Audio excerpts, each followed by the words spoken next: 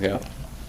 Hi, my name is Nina Liu. Today I will be interviewing Mr. Nông on Thursday, March 3rd, 2011 at the Houston Saigon radio station in Houston, Texas for the 500 Oral Histories, which is a part of the Vietnamese American Heritage Foundation. Hi, so we'll get started today. I wanted to ask you, what is your name and when were you born and where did you grow up? My name is Nông Trường. I was born in Vietnam, province Bình Thuận, and I grew up in Saigon, and now I'm here. So what is the most predominant memory that you can recall from your childhood that you really enjoy? Well, that was the time when I was in elementary school in Biên Hòa, and it is a rural elementary school. It's about a few kilometers from my house. So I have to walk to school every day, and on the way I have to pass through a stream. And so after school, I like to go by the stream and play with my friends, childhood friends, and it was very, very memorable for that period of time before 1968, which is the Tet Offensive. How old were you when you were playing in the stream with your friends? It's about less than 10 years old. It's about 6, 7, 8. Yeah. Wow, so you can remember even pretty far back to then. Mm-hmm. Describe the hometown where you grew up, what you can remember from it, what you enjoyed, or anything that just really sticks out to you.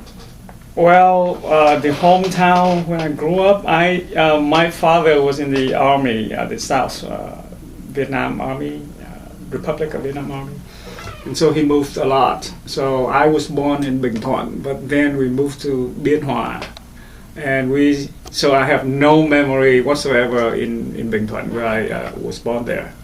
I have a few memories in Biên Hòa when I was in elementary school. And then after the Tet Offensive, we moved to Saigon. And I have more memories when I'm growing up in Saigon as a teenage than the previous memory. What do you remember from being in elementary school? Well, it's peaceful, innocent, have nothing to worry about. So you would say it's a pretty good time of your life? Right. So what could you remember from Saigon? What kind of memories do you have about that area? Well, a lot. I was growing up, and as a teenager there, I attended high school there. And during that time, it was the tumultuous period of our history. We have students' demonstrations against the draft and other activities during the time, and especially after the Tet Offensive. But basically that's it. I don't recall much. But the impression that I have from that period is we in Saigon, in the South in general, we live kind of okay, peacefully. In the city. I don't know much about outside the city, and focus much on education. Yeah. Do you feel like your education was affected by the events that were surrounding the area politically? Well, in Saigon, not much, because it's the capital. But outside of Saigon, I don't know for sure. I have no idea. Okay, what do you remember about your parents that you can tell me about, or any siblings that you had, if you had any? I have 10 brothers and sisters, Wow. yeah. And I remember, and they all live here in Houston. My father, as I mentioned, he's an officer in the Republic of Vietnam Army, and he's my role model. He's a soldier, he's an officer, and I learned a lot from him. And my mom, she was a merchant, kind of successful. So we lived pretty good life before 1975. What kind of personal qualities do you really respect in your father that you feel that you can implement into your own life that you specifically admire about him? Integrity. Yeah, he's righteous, and whatever he says, he does it, and he followed the ethical principles, and I learned them from him. Regardless of the situation, you have to be true to yourself. As far as all of your siblings, did you get along well with them, or did you not? What was your relationship with them like? Well, we are a tight-knit family. We grew up together, and we escaped Vietnam together in a boat together, of which I was the captain of the boat. So we are very close. And once we settled in the U.S., we first came to North Carolina, Charlotte, North Carolina. And then we moved down here because it was cold up there and my mom couldn't stand the cold weather. And so she decided to move down here. Okay. And so we moved down here. And all of my siblings, they were young then, so they moved with us. And so we're all here. Do you still keep in close contact with your siblings now that you're in Houston with them? Yeah, we meet each other, every weekend. Oh. Yeah. Wow. That's really awesome that you're so close-knit even though there's so many of you. Yeah, and now they have kids and grandkids. And so we all, whatever chance that we have, we get together almost every week. It must be a huge family reunion Yeah. for you guys. As far as your family name, do you know anything about the history of how your family name came about? Are there any histories related to its origin? Well, my father's last name is Nông. He's from the ethnic Tây, from Lạng Sơn, is the northernmost province of the country. And his family was persecuted by the communists before 1945. His father was killed by the communists, so he had to leave the town when he was 16 years old. And then he migrated down to Hanoi, and then he met my mom there, and he joined the army, and then fight the war. And then when Vietnam was divided, he moved south with the army to the south, and he used to tell me a lot about his childhood place. The stream he had, his hometown, he has a stream. He used to go there and swim and play there. And he told me that even though we are an ethnic group in Vietnam, but he's a self-learner, self-made, and he made himself. Okay, he self-educated. He got a degree and entered the army and officer school. And by 1975, he was a major in the army. And he worked for the military intelligence. And that was the cause that he was imprisoned by the communists for 13 years in the north. He was in the first group sent to the north after 1975. And we have thought that we'll never meet him again. And in 1980,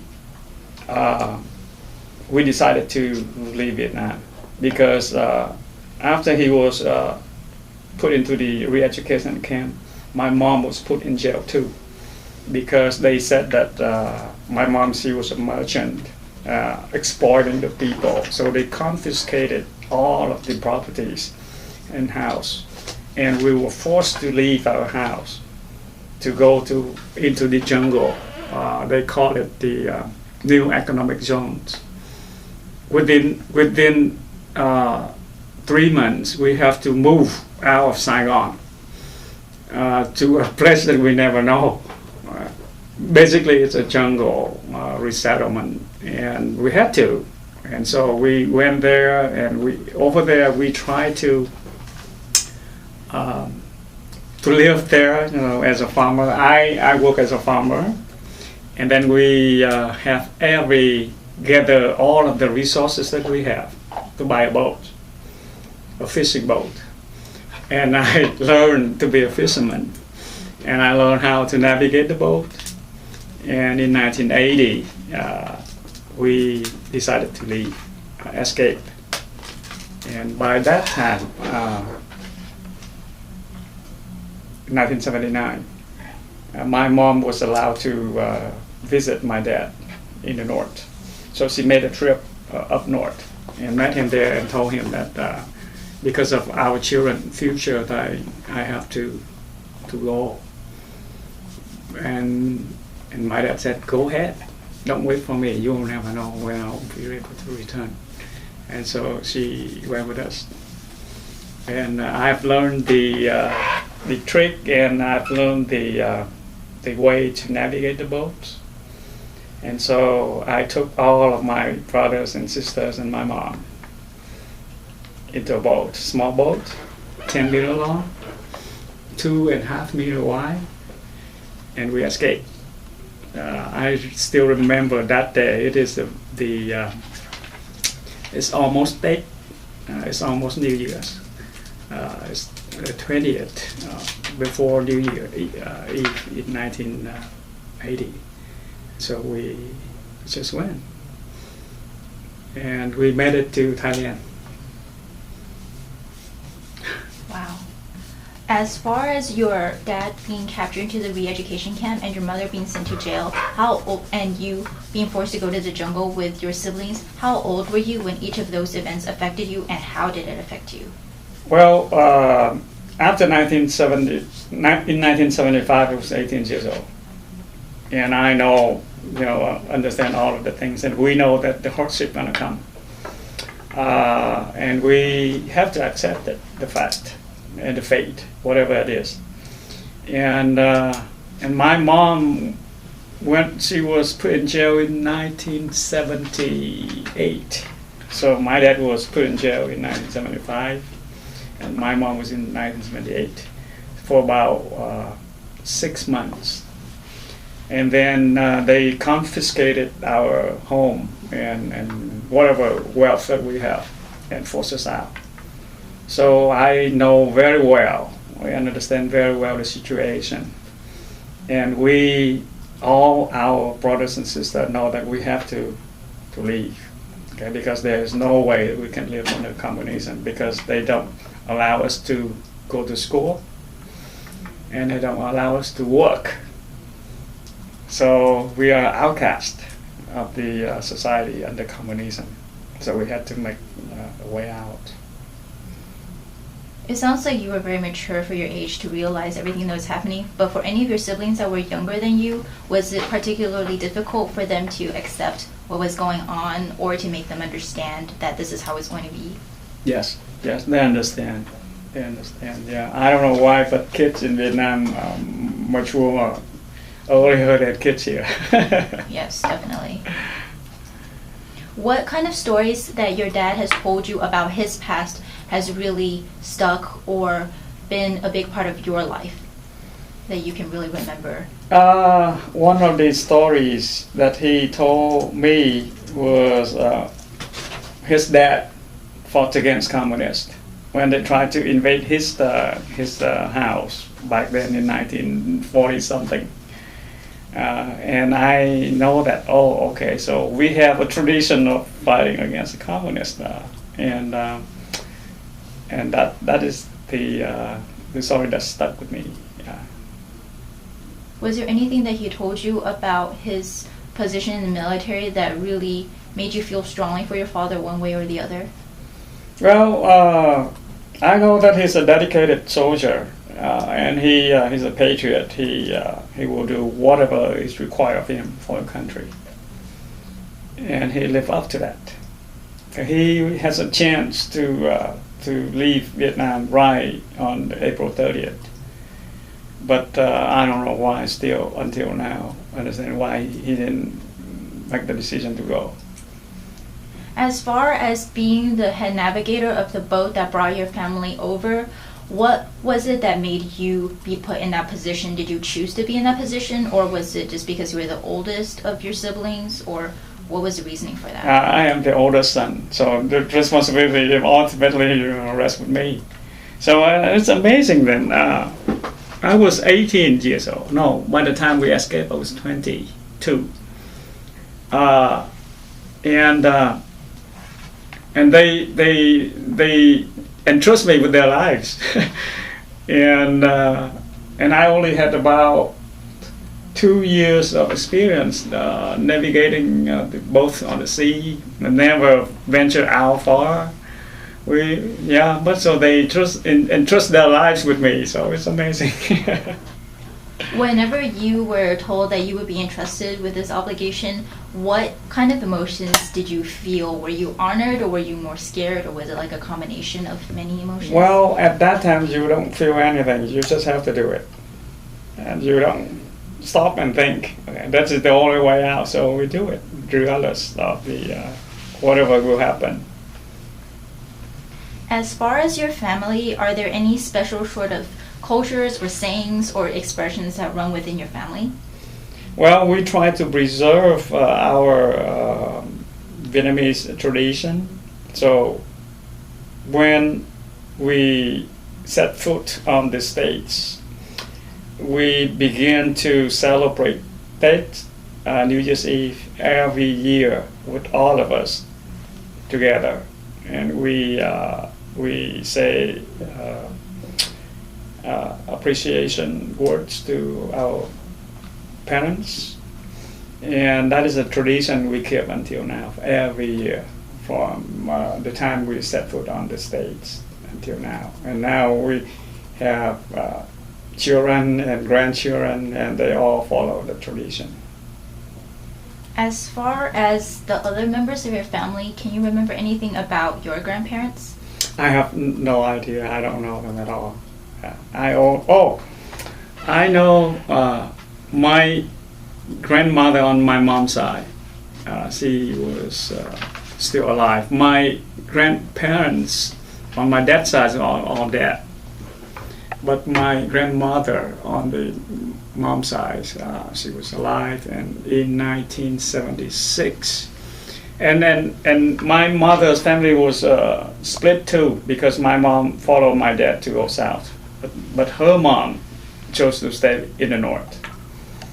And after 1975, 1976 or 7, she came down south, and they reunited.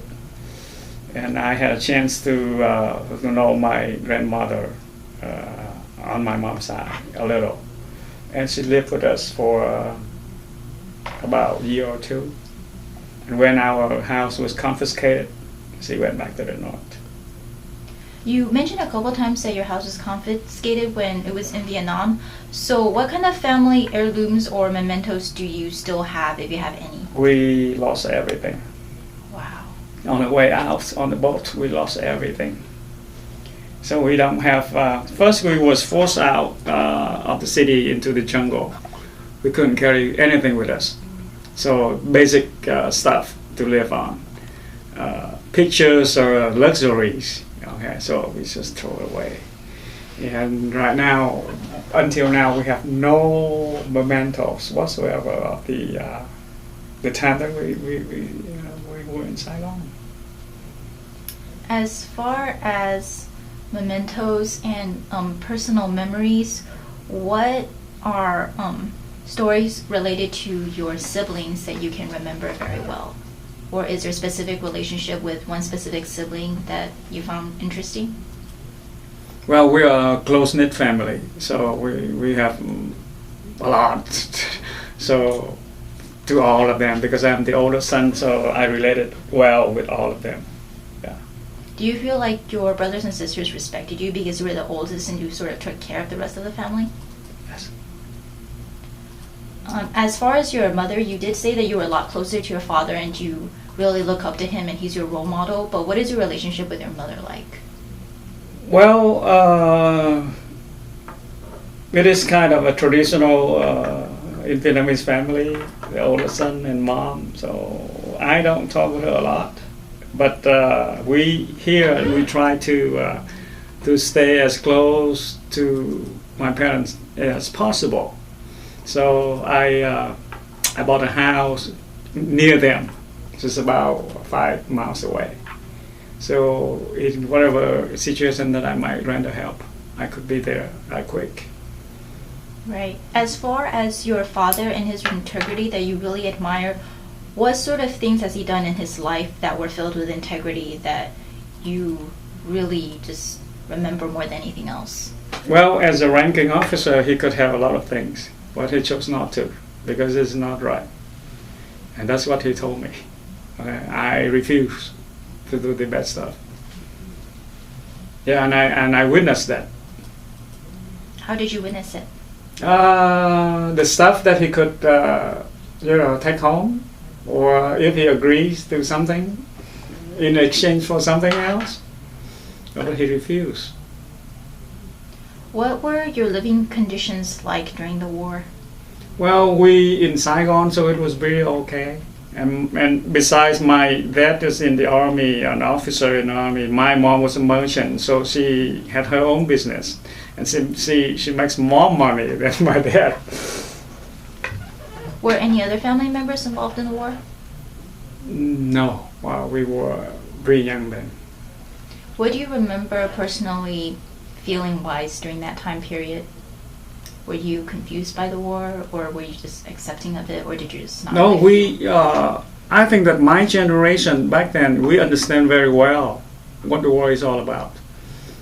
I was in high school, and high school students in Vietnam at that time, they are more mature than students here, and we understand very well what the war is all about.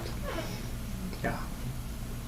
Did you ever come in contact with American soldiers, and if so, what did you think of them? No, I have not any encounter with American soldiers in Vietnam.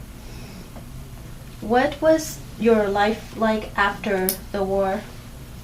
Well, after the war, the first thing is that my dad was put into a re-education camp. I was kicked out of school, and my mom was not allowed to do business anymore. So whatever we have, we live on that whatever we have. It's just sell stuff to live by. And as a young man back then,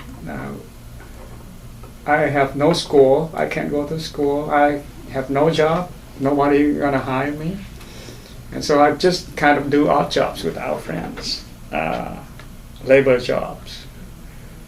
Yeah. Can you remember the day that they told you that you couldn't come to school anymore, and how did you feel about that? Well, we kind of expected it. Yeah. So it was just a matter of time of when they would tell you, yeah. And you were just mature enough to just know that that was going to happen. What did you think of the U.S. policy during and after the war, if you had any impressions?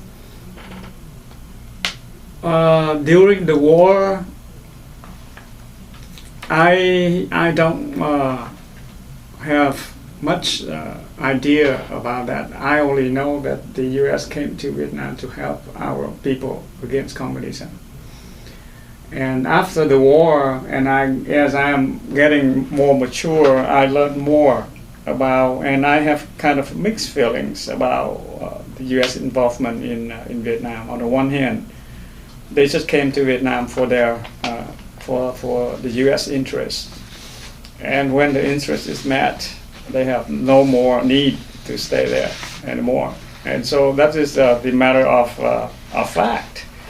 And for nations, they only care about their national interests, and that's it. That's just fact. So we have nothing to complain because that is the way it is. And the only regret that we have is that I have is that it's a big if. And again, with if we can have a lot of things. if our leaders at that time understand more of the way the U.S. government worked, it would be better for Vietnam at that time. For example, the power in the U.S. lies with Congress, and we just go with the executive, the president. And when president was tied up, and that's it. And I remember the last time in 1975, we only need $300 million aid from the U.S. to survive, for one more year. But Congress decided to cut that aid, and that's it. And the U.S. president at that time couldn't do a thing. And so that's it. Why was it that the president wasn't able to do anything about it? Well, the budget is controlled by Congress. And so he proposed that Vietnam need another $300 million for the fiscal year. And the U.S. Congress said no more. And President Ford at that time couldn't do anything. And so that's it. And I remember at that time, and my dad told me that we didn't have enough fuel for the airplanes, for a tank, and we didn't have enough ammunition to fight. And so when the communists came, we were left bare. So that's it. As far as the Vietnam War in general, what are your thoughts about it? Well, we could, again, a big if again. So we could now, in hindsight, I think that we could do a lot more different, better, especially with dealing with the U.S. government than the way that it was conducted before. We just go with the president, the U.S. president, and whatever Nixon promised, he brought them promise. And he, so we didn't have a good rapport with the U.S. Congress. They don't understand us, and we don't understand them. And when the wind change, they just leave. As far as the U.S. not really communicating with Vietnam, did it make you feel a certain way about the U.S. in general, like in an animosity sort of way, or were you just more matter-of-factual feeling about the U.S.? Well, I lived here 35 years. 31 years. And so my view of the U.S., the United States, changed a lot. Yeah, and so I don't have any more animosity against them. How did your feelings change from when you were younger to now? Well, first of all, we thought that we were abandoned, and now I'm understanding more, and it's kind of accepting the fact because. Well, we have our own country. We couldn't do anything about it. We rely so much on foreign powers, and that is the price we have to pay for relying so much on somebody else. Do you remember what you were doing on the date of April 3rd, 1975 at all? Yeah. Could you describe that?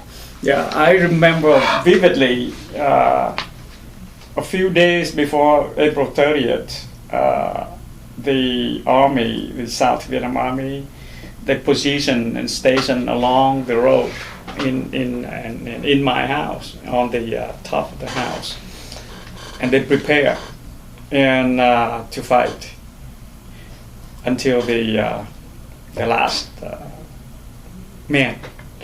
And I remember that in my house at that time there were airborne troops. And airborne in Vietnam is most prestigious, well-trained, disciplined unit fighting units. So we feel really good because they stay right there, and they told us that we're gonna stay.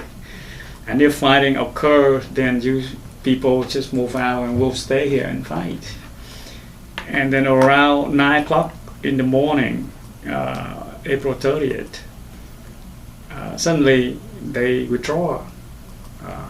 They receive orders to leave the street, and they just withdraw. We don't know what's going on. And then by 10 o'clock, the president of Vietnam at that time, Dung Văn Minh, he went to the radio and he pronounced that we surrender. And that's it. And by that time, and every soldiers on the street, they just took off their clothes and abandoned their weapons and walk home. And it's chaotic. And I remember I just stand on the roof of the house and cry. As far as your immigration over to the United States, what was the journey like, and how do you feel that journey to the United States has affected you in your everyday life now? Well, that is the correct decision, the good choice for us to go. Because the U.S. is the land of opportunity. That's just a cliche, but it is. And we made the right decision to come. When you first landed in America, was it very difficult having the same sort of health benefits, or were you asked different kinds of questions that other travelers would not have been asked? No, we were sponsored by a Vietnamese church in Charlotte, North Carolina. And when we arrived, they are well prepared to assist us. So we have a house to stay. And within a few months, we came to the U.S. near Thanksgiving, 1980, a few days before Thanksgiving. And then a few months later, we all applied to work. So I had a job. My younger brothers had jobs, and able-bodied get jobs. So I don't remember whether we rely on social assistance much. And it was pretty okay then, to me. I see no difference between Charlotte, North Carolina and Houston. But my mother, she said it's too cold for me. And besides, she had friends here in Houston. And friends told her, come down here, we have a chance for business, opportunity for business. So she told me, because I'm the older son, but I want to go. And I said, okay. And so we moved down here. And she had a chance, an opportunity to begin her career again. She bought, in the beginning, we worked very hard, save monies, and with help of some people, she was able to buy a grocery store, small. And that is good enough to give us make a living. And I go to school after 5 years working in the morning and work at a store at night, and for a stretch of years until I graduate. When you first came over to the United States, what were your first impressions, and how did it differ from your impressions of what America was like before you actually arrived? Well, I don't see the difference. I have pretty good picture of what America is, and so I have no cultural shock whatsoever. But the only thing that we together as a family that we have to strive for to make our life again and move up. Yeah. So we have to work hard, and that's everybody in my family accepted that mantra. We have to work harder. to make our life here. Yeah. As far as your youngest siblings, how do you feel that the journey from Vietnam over to America has affected them? I don't know. I don't talk about that with them. Yeah. What was the hardest thing about starting a new life here? Well, we just take it one at a time. First, to make a living, and then to go to school.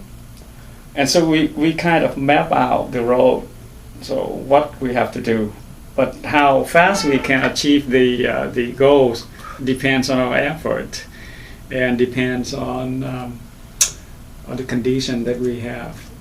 So, when I go to school, I just go part-time and try to finish as much as I can. And luckily, I made it within 4 years. So I go to school part-time, but I go to school all year, for spring and summer, to make up for the time that I don't have for the regular semester. And basically all of my siblings are the same, because they all work. Yeah. As far as the lifestyle they had in Vietnam and the lifestyle they had when you first came to America, what were some similarities and differences? Well, on the one hand, we try to adapt to the new environment. On the other hand, we try to preserve what we have. And so I don't see, from my point of view, I don't see any difference. It's just a duality that we have to fit in. And but for my siblings, I never ask them that question. How do you find balancing preserving your culture as well as adapting to your new culture? Do you find it easy or difficult? For me, it's easy because I know very well what we are, and I know very well what America is, and the good values that they have. So we try to incorporate the good stuff with our good stuff. And for me, I don't see any difficulty at all. Yeah. That's very good. As far as when you first came to America, was there any specific memorable experience or culture shock that you had that was just completely different from what you expected it to be? Yeah, one thing. It may be trivial, but one thing is that struck me kind of shocking. Not shocking in a bad way, but it's a good way. When I walk on the street, stranger see me and say hi. Wow, it's never happened in Vietnam. Vietnamese people don't do that. Unless you know the person, you say hi to them. But here they say hi to everybody. So, wow, I didn't know that guy. And that was shocking. Oh, wow, they are so friendly, outwardly friendly. And then when I walk in store, and I didn't know how to greet customer, supervisor told me, you have to greet them. I don't know them. No, but you have to say, hi, how are you? So that is the impression that I have. So it's totally different with Vietnamese culture. Are there any other mannerisms that you had in Vietnam and mannerisms that you see people doing in America that are very different in terms of politeness or in terms of how close one person talks to another or things like that? Yeah. The way that they treat each other is kind of more casual, regardless of age, than the Vietnamese people. Vietnamese people, when you talk to elderly, you're different. And you are not that outwardly friendly like American people. When I teach here, my students just came to me and, outwardly, hi, how are you? But with Vietnamese student, this never happened. We'll never dare to do that to our teacher. Never dare to approach him or her and say such and such. Never. So, but that is kind of different in a good way. Yeah, and I try to instill that into my student as well. That is good, Vietnamese student, so that they know that this is okay to express your feeling. Do you ever feel that American kids here, compared to the ones in Vietnam, are lacking in any sort of ways, such as in politeness or in their ambitions to work hard in school or things like that? The Vietnamese kids, you mean? Compared to American kids, yes. Well, they are more. They are my nephews and nieces. They are all born here, so they're American, and no problem with that for them.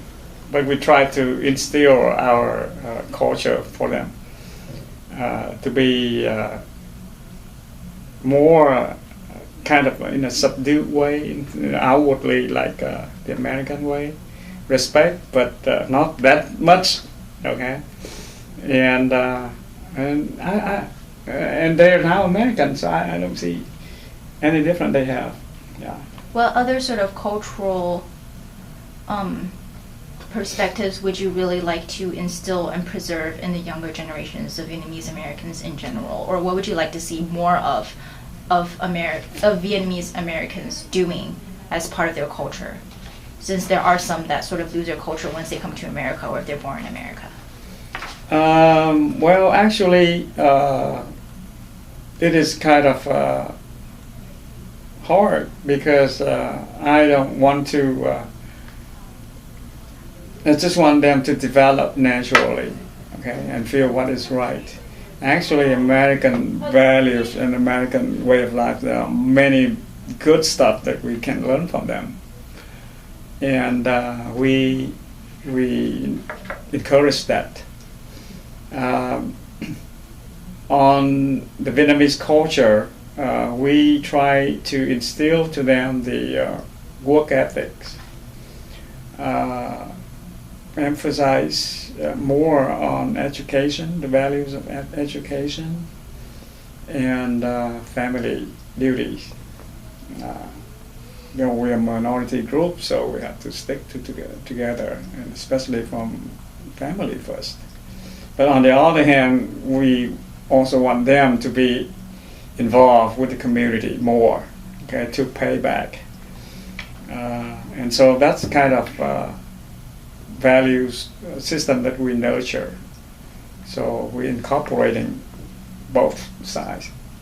Are there things about the war that you would really like to see preserved with the younger generations as far as knowledge, like things that they should know about the war and other people's experiences in the war? One thing is that we know that history is written by the victor. So whatever right now that they have in the history book in Vietnam is not correct.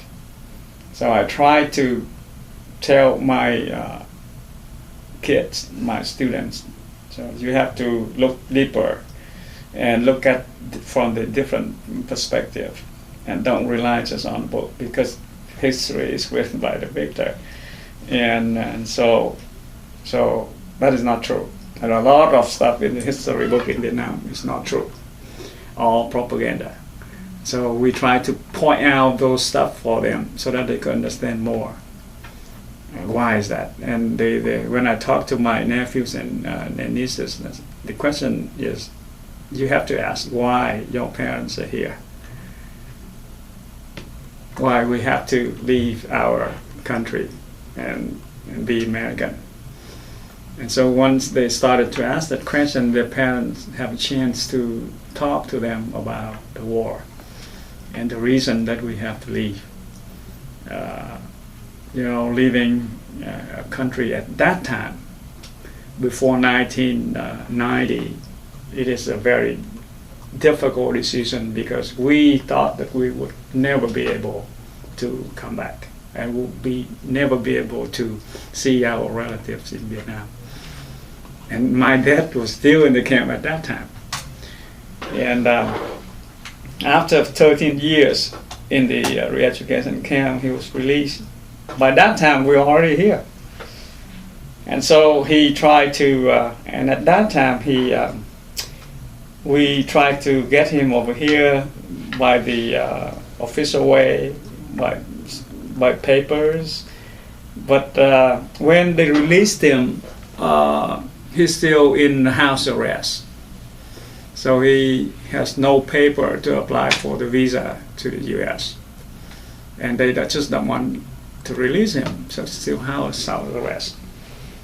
And so he escaped. He escaped by walking across Cambodia. So we are both people. He is a white person. He walked across Cambodia to Thailand. And he arrived at Thailand at the very last day when the camp was closed. If he arrived in Thailand one day late, he will be sent back. So once he came to Thailand, at that time the camp was closed. And he stayed in Thailand for 2 more years before he can reunite with our family here. When did you first get reunited with your father? In 1995. Yeah. And was that in North Carolina or Houston? No, in here, not 1995. 15 years, so it would be 1990. Yeah. In here, in Houston already, yeah. While your father was still in the re-education camps and your family was already in the United States, in what ways were you able or did you try to communicate with your father? And what were the difficulties with that? We have my older sister, her parents-in-law at that time was still in Vietnam. And so we asked them to help by sending him stuff and relay letters to him. And so we are grateful for their help. And now they're in the States too. Yeah. As far as your friends from your childhood and friends that you grew up with in Vietnam, do you still keep in contact with them, or do you ever go back to Vietnam to visit anybody that were relatives or anything else? I have never come back to Vietnam since 1980. My friends, high school friends, I still have quite a few in Vietnam, and they were in the same situation as I was in before. But later on, they were able to make a living, decent now. But the contact is because of the distance is tough. But with email now, Skype, yeah, so we still can talk. It's amazing how technology can connect people from all the way across the world that you haven't seen in years. Right. As far as the history books and things that you don't think are accurate, what are specific points that you would like to see changed or being explained better to your students or just younger generations in general? Well, the first thing is that from the Vietnamese point of view, why American involved in the war in the first place, and second, how did they mess up, and those are the points that I want my students to know, so that lesson can be learned. From the communist point of view, I want them to understand that the communist history book is all lie. It's all lie. It started on the false premise that to liberate the country. That is a false premise. And from the false premise, nothing else good can come by. And so those are the two things that I want the younger generation to know. And the main thing that the war in Vietnam for the South Vietnamese people is to defend their freedom. They only want to live free, okay, not under the dictatorship of communism at all. And that somehow was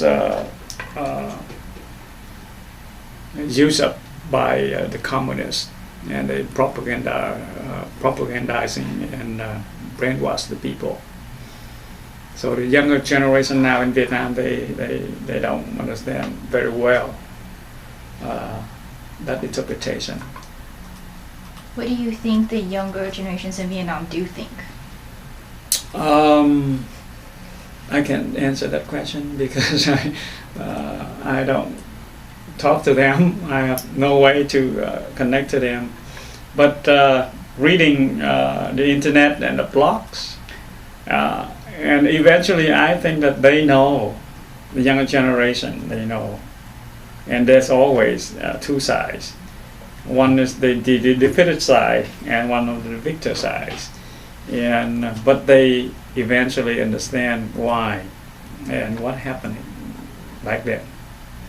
As far as your decision to make the boat and navigate your family over to the United States and the friends that you said that you grew up with in high school that decided to stay, what was it that made you say, no, I don't want to stay, I have to leave, compared to the ones who did stay? Well, let me tell you this. There was one saying, a famous saying, if the lamppost could go, they will go. Everyone in Vietnam wanted to go, but they don't have the means to go because escaping need money and risk and danger and a lot of other factors. But money is the main thing. My friends didn't have money, and our family was in a special situation because we were in the jungle all together, and so it's easier for us. And that is the risk that we have to take. Okay, whether we live free or we die on the high sea, and that is the decision that everybody agreed. And so now, in hindsight, I think that when my older sisters agree for me to take them, across the high sea, and because they understand the risk, and they understand that we rather live free all together or die on the high sea. So that's pretty much it. For my friends, I know that many of my friends tried several times, but they couldn't make it because of they get arrested, they get duped, they get conned by bad people. So you a city boy, you don't know nothing about the countryside, and you go there and they just told you whatever they want, and you don't know to tell whether it's true or false.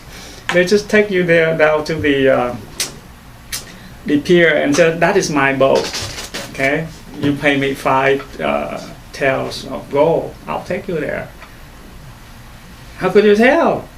And so they give 5, and then they disappear, and that's it. And so my friends, I have lots of friends.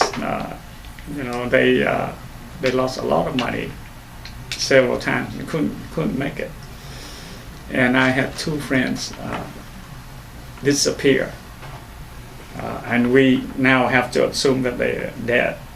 They escaped before me, a few months before me. And I thought that when I came to the camp, maybe I would see them there. But until now, and then we now know that they are dead. I have 2 friends, high school friends, didn't make it. Yeah.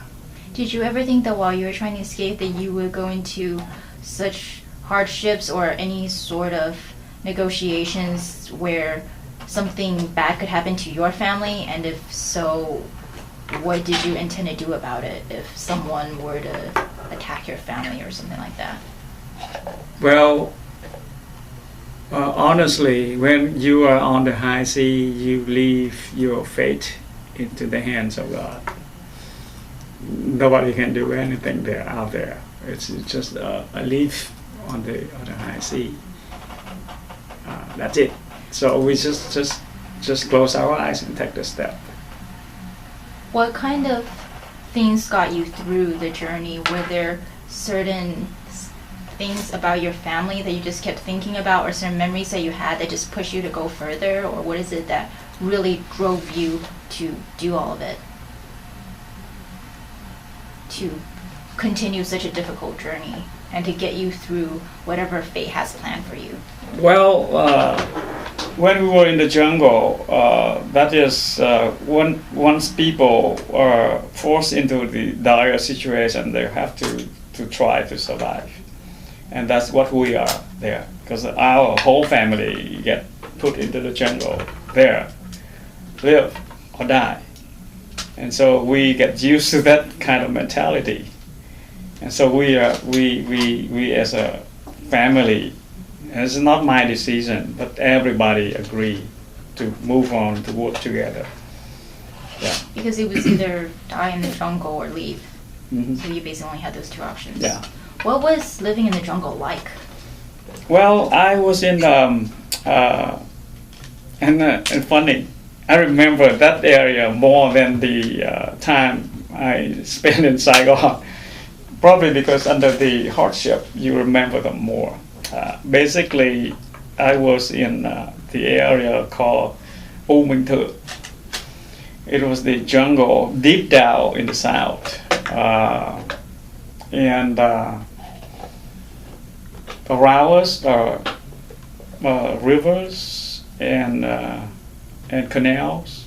So each house is basically like an island. And there are two seasons, the dry season and the rainy season. And then the dry season is dry up. And in the rainy season, it's water's everywhere. So basically, we just try to survive there with the minimum subsistence. No water. We have to use rainwater for drinking and cooking. We have to store them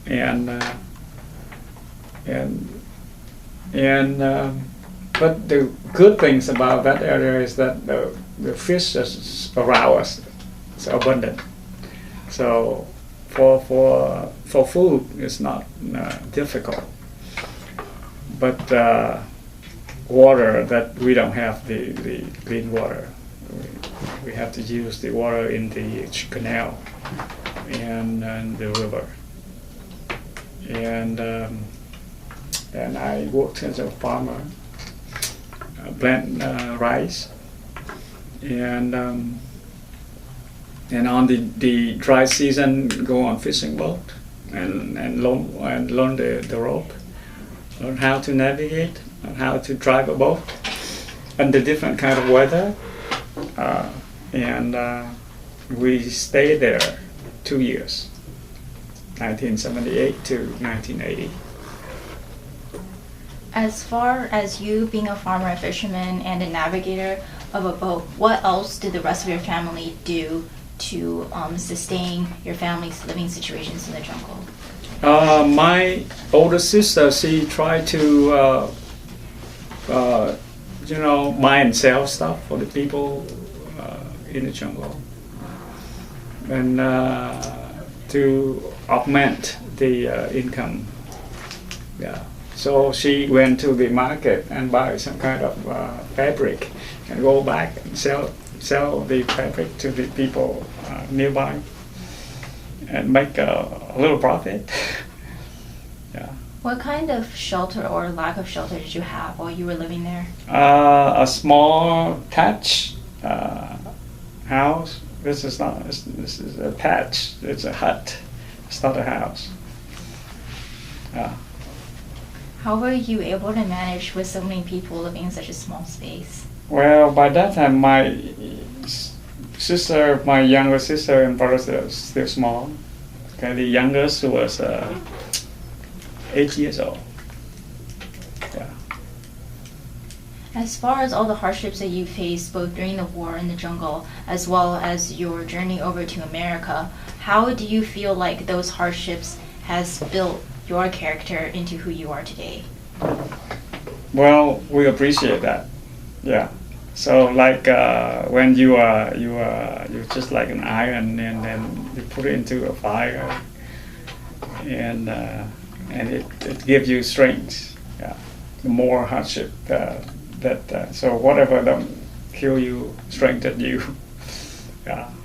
With the younger generation of children who are growing up today, people who are Vietnamese but growing up in America, and a lot of things are sort of handed to them, how would you try to instill that sense of ownership and working hard for things that you weren't able to have into these younger generations of Vietnamese Americans who have things that are just come along easily for them?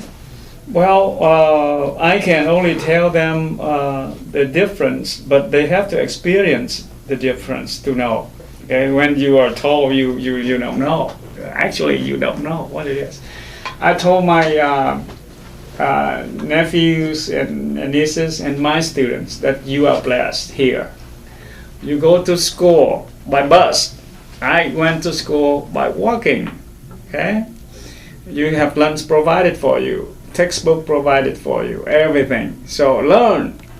Okay, and that's I tell them the difference and my experience on it. And so appreciate what you have here. Don't take it for granted. Take advantage of it, okay? And learn as much as you can. And that's, I keep telling them that, because you were here, you are blessed. Take advantage of it, okay? Definitely. As far as the Vietnamese language, how would you like to see the future generations preserve it or integrate more of the English into their curriculum? Would you like to see younger children being taught English first or Vietnamese if they're Vietnamese, or have that option, or what do you think?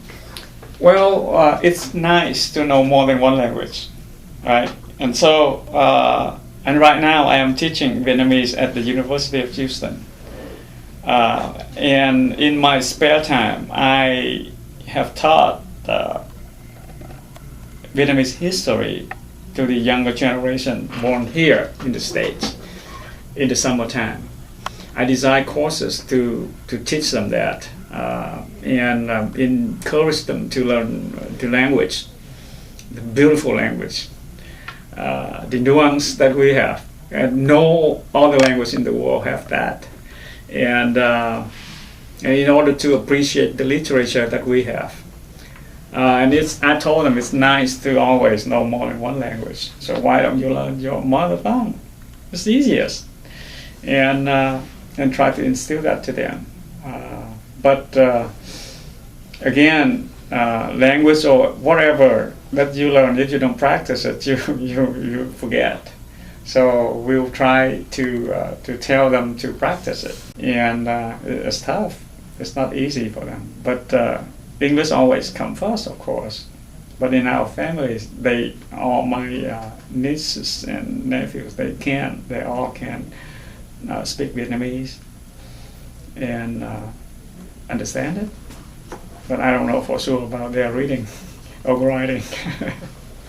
As far as the courses that you teach that are Vietnamese culture-based, do you ever use any of your personal stories to expound or explain some of the things that have happened in the history, or do you just let it all up to be in the interpretation of the student as written by the textbook?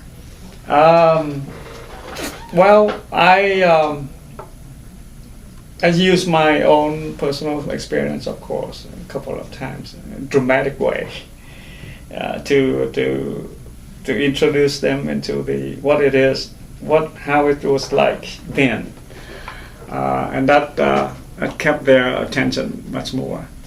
And when I was in high school, teacher teaching math, and this is a funny story I keep telling, but student in high school always ask this question: what do we learn this for? Right? What do we learn trigonometry for? And I keep telling them, okay, you learn this. You learn this for my test next week. So, but one time I was so frustrated with that, I decided to tell them the story. I told them that I myself use trigonometry to chart the course for escaping Vietnam. I brought the map, I brought the compass, and I showed them how. And this is all because of the knowledge that I learned in high school. And I told them that, okay, now it's just like you are going into a camp, okay? You prepare with you the flashlight and a lot of stuff because you anticipate that you're going to use them in a camp. But a lot of stuff you don't use, but you still have to pack them. the purpose of education is to equip you with all of those stuff. Just like when I learned trigonometry, I didn't know that I would use it someday in my life. So you would have to learn, because who knows? And I wish that you would have never used trigonometry the way that I use it, but you never know. So the purpose of education is to equip you guys. So I use that, and so after that they keep asking, Mr. Nông, please tell us your story. That's enough. You know that it could be used someday, maybe. And I wish that you would never use it the way I use it. But who knows? It's funny because I always hear students always saying things like, why would I ever have to know pre-calculus? It's never like someone's going to point a gun to my head and force me to recite what this derivative or integral is. And it's funny because you really never know when you might need it. So it's always good to hold on to that language. As far as traveling back to Vietnam, have you not gone because of personal reasons, or is it just because you haven't had time? Yeah, I remember in one of the interviews, the interviewer asked me that question, and I'm speaking it on my behalf. Okay, to me, when we escape, we risk our life because we don't accept the Vietnamese government, right? Right. We don't accept it, so we left, and we risk our life. And now, if I'm coming back, I have to first apply for a visa. Applying a visa, meaning that I accept their authority over me. I'm contradicting myself. And what I risk my life for? So, you see? So that for me, that is the matter of principle.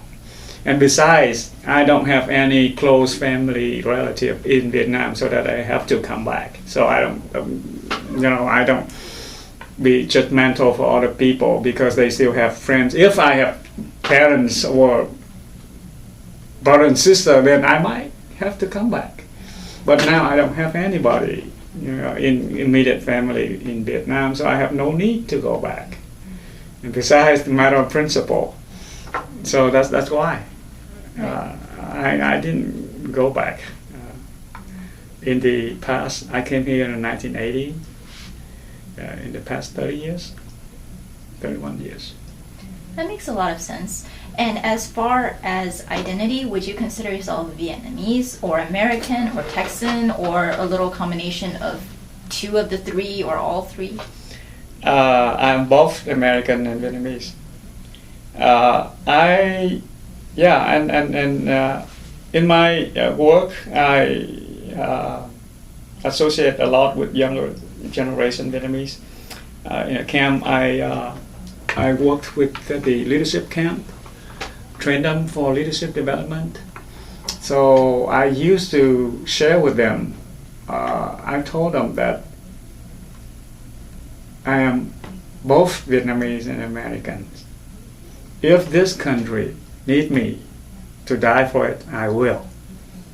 The same as Vietnam. But not the communist government. And the country and the government are two different things. So I am both Vietnamese and American. I appreciate the American way of life here. And I live here longer than the time I lived in Vietnam. I was in Vietnam 22 years. I lived here 31 years. So I'm more, in a way, American than Vietnamese. But my roots still Vietnamese. And so I am half, but for the country and not for the government. Yeah. I think it's very important to make a distinction between the country and the government as well. Mm-hmm. As far as the leadership camp, which leadership camp are you a part of? Lên Đường leadership camp. We organized that camp in 1998, and it's 14 years this year. So every year we have a leadership camp. And every year we have about 200 campers, young Vietnamese American students, college students, and young professionals. So in the stretch of 14 years, we have about 3,000 alumni. And And we hope that after they have the training and have the friendships, they could go back to their own community and be a leader in their own community and give back. Because building a good community here is also a good way to develop yourself and to pay back or to help Vietnam when it is appropriate. Yeah. I've actually heard a lot about that camp, even though I've never been able to attend. I actually really hope to attend this year. Mm-hmm. But could you give me more information about the purpose of the camp or how it got started? Well, actually, it got started in 1998. And at that time, we need to have an environment for youth. We see the need. And so we try to incorporate the ideas of Scouts and principles of Scout and the leadership development that we learned in here in the States. And the very important component of the camp is the cultural component. So we instill that into the activities. So the camp is bilingual, because we don't let the language be a barrier, because we want to convey to them the concept, the ideas, and language they can learn. So for the first day of the camp, it is the leadership development. The second day is for cultural. And we merge history stuff, cultural stuff, into all of the activities for a 3-day camp. And to let them know that they are still Vietnamese. And there's an activity that is very fun.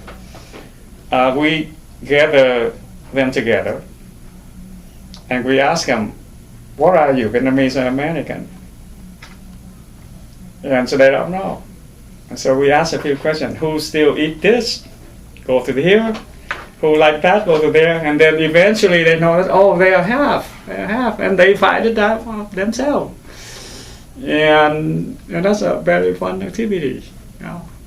But after they realize that they are both Vietnamese and American or Canadian, they know their identity. So they can develop better. And a lot of them don't get the identity crisis. They don't know who they are. And why I'm here. I don't look like American. But I don't think like Vietnamese. You see? So after those activities, and they learn and they discover themselves. And they are not ashamed of being Vietnamese or American. They can be both. Aside from the courses that you teach in Vietnamese language and culture and being a part of that camp, are there any other things with Vietnamese culture that you're involved with here in Houston or anywhere else, or any projects you would like to take on as far as the Vietnamese culture or history? Well, that is my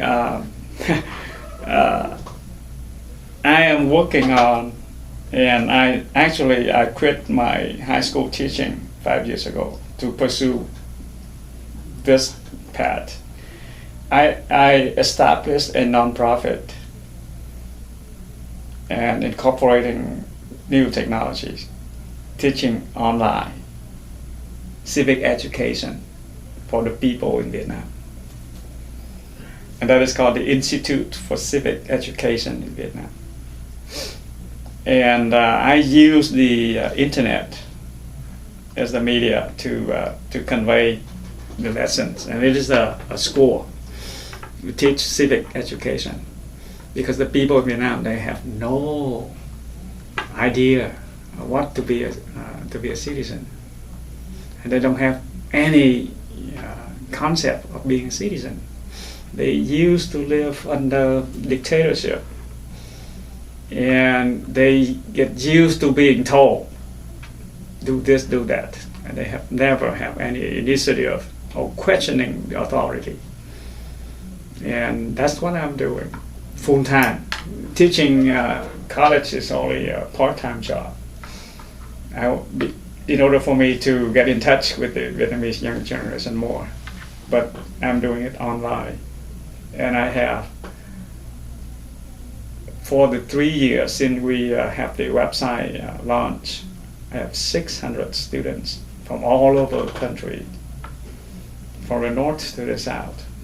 And for the people from the area that I was there in the jungle before. And now they have electricity and they have internet. It's surprising. I never thought that it would happen. At that area, they don't even know what the bicycle is. They didn't even know what a bicycle is. And now they have internet and they can converse with me through Skype. See? So it was amazing, and that is what I'm doing full time, besides teaching. What was it that really motivated you from taking that springboard of being a high school teacher over to starting this program?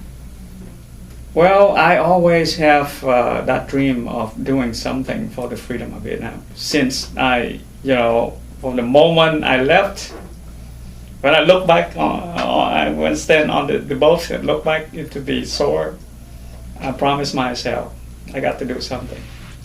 I didn't know what something is. And in here we have to make a living, so I have to go and learn and teach and make a living. But that was always in my mind. And in 2005, 2004 actually, and this is the turning point, I was invited into a panel to discuss about Vietnam in 2005, because 2005 is the year when Vietnam applied for the WTO. And the prospect of being admitted into WTO, World Trade Organization, it would change the landscape of the economy in Vietnam. Because if you are in the WTO, then you have to play by the rule with the international community. And we had a conference there with other professors to conject, to make prediction about what Vietnam would be in 2005. And I had that idea from then. And I told my wife, if we want to do something, and then that is the way. But in order to do it effectively, I need to devote full time. Because if you do something part-time, then the result only part-time, right? So if we want to see something really, really good, then we have to do it wholeheartedly and see how it pan out. If we don't do it that way, we'll never know. And she said, go ahead, I'll support you. So I worked that, I started in 2005. Up until now, still no pay, full time, 8 hours a day, and to build the website, to build a library, and translate the classics into Vietnamese. That is the need, the sore need in the Vietnamese literature, especially in the realm of political science. Rousseau, Aristotle, and other political science treatises. Vietnam never had that before. Under communists, they don't want that. And they don't want any theory involving democracy whatsoever. So I do that, okay? I work with scholars around the world and invited them to join. So each one would take on one book and translate that into Vietnamese. That would be their online library. Everyone can consult it free, especially for the people in Vietnam. With the internet now, like I told you, or they can go there, and if they want to know more about Rousseau, that is the taboo democracy that was forbidden, they can go to our website and read in Vietnamese. And so that is one of the two things that we do. Aside from all of the questions I've asked you about your past, about your family, about your future goals and present goals, are there anything else in particular that you would like to add? No, that's a lot already. All right, in that case, I really wanted to thank you for your time. Your information and your video will be used educationally by the Vietnamese American Heritage Foundation, and I just wanted to thank you so much for all of your information. I myself have learned a lot. You're welcome. Thank you. You're welcome.